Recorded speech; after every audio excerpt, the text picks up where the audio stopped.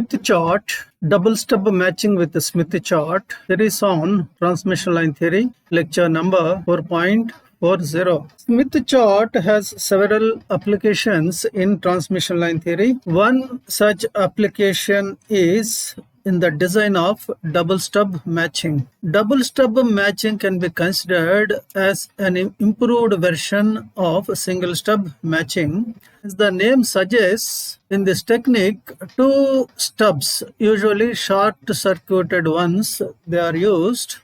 Smith chart is highly useful in finding the lengths of the stubs and also the distances of these two stubs while implementing double stub matching technique to avoid reflections from the line. In the present session, the focus is on how Smith chart is useful in the design of double stub matching without requiring to do much calculations or complicated computations.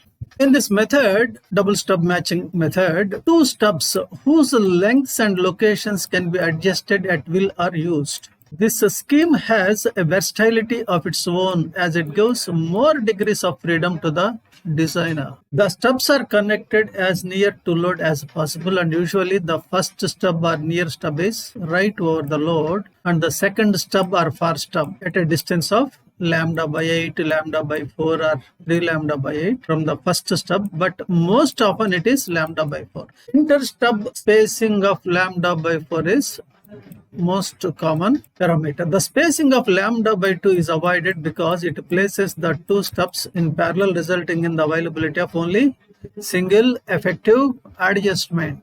Close inter-stub spacings are always avoided for the same reason. In case of inaccessibility or unfeasibility, near stub is placed slightly of the load, but preferred connection is across the load, just right over the load. From the line susceptance at stub connection points, lengths of the stubs are computed. Stub locations are usually given. Only lengths of the stubs are required to be found out. Using Smith chart, these lengths can be obtained easily without requiring complicated calculations. Here is shown the schematic diagram of double stub matching. Two stubs. First stub, it is also called near stub because it is near to the load. Second stub, this is far stub because it is far from the load. First stub, usually it is placed right over the load, but sometimes it is not possible. So it may be placed slightly off from the load. The distance of the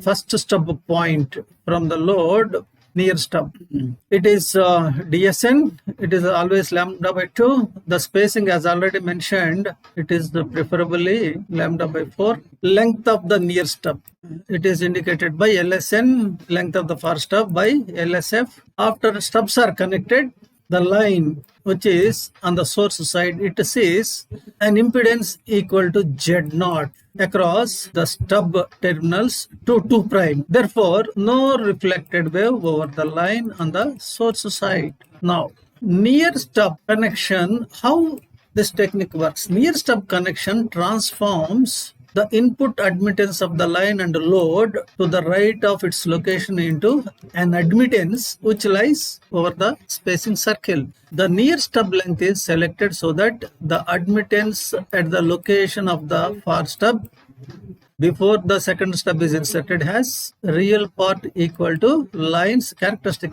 admittance. The line transformer further transforms this admittance into a value which lies over unity conductance circle over the chart. The susceptance of line at source end of the transformer is then tuned out using far stub.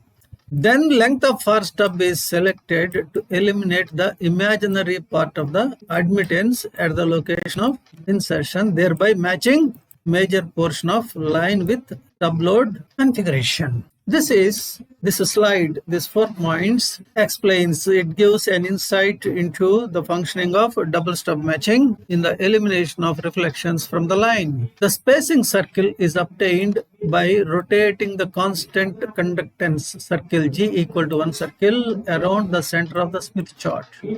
The amount of rotation being dependent upon the spacing of the stubs.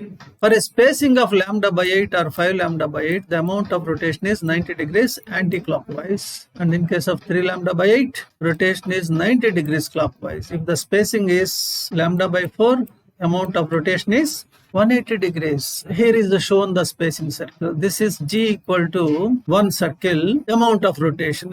If the spacing is lambda by 8, 90 degrees. If the spacing is 3 lambda by 8, 90 degrees clockwise. Earlier it is anti-clockwise, now it is clockwise. If it is lambda by 4, 180 degrees. The line in between the stubs acts as a transformer, converting the admittances at far stub location into different admittance values at near stub location. The line admittance at far stub location is 1 plus or minus JB, and hence the G equal to 1 circle describes all these admittances. The admittances at the location of near stub then can be found by moving admittance points over G equal to 1 circle along a constant SWR circles by an angle corresponding to the stub spacing. Now all the admittance points at the location of near stub joined is the spacing circle.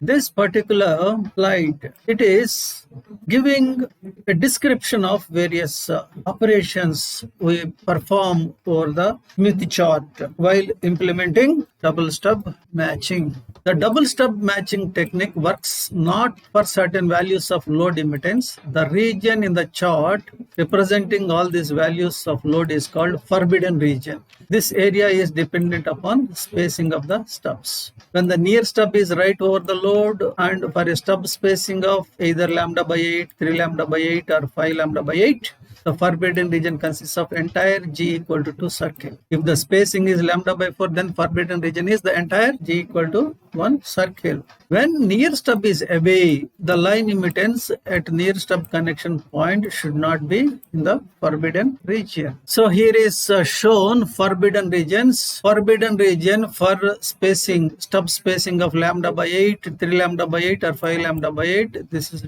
G equal to 2 circle. When spacing is lambda by 4, G equal to 1 circle is the forbidden region. For reflectionless operation, the input admittance of the line looking towards the load at far stub location shall be equal to Ci, or at the location of far stub, real part of line admittance is required to be 1. The far stub is used to cancel the imaginary part of the line admittance at its location, resulting in a normalized admittance of 1. When near stub is nearest to the load, least amount of line is under reflected wave, and hence it is desirable to locate the near stub nearest to the load, preferably right over the load. However, it may not be possible, as already mentioned. In such case, the connection has to be slightly away from the load, off the load. From the given implementation, details are described here. From the given load impedance, determine and locate normalized impedance P and draw a SWR circle. Then locate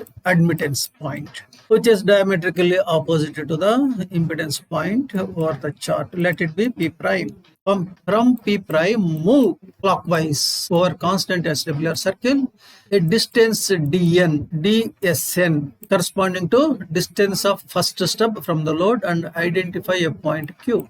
If the near stub is to be placed right over the load, then this step is redundant.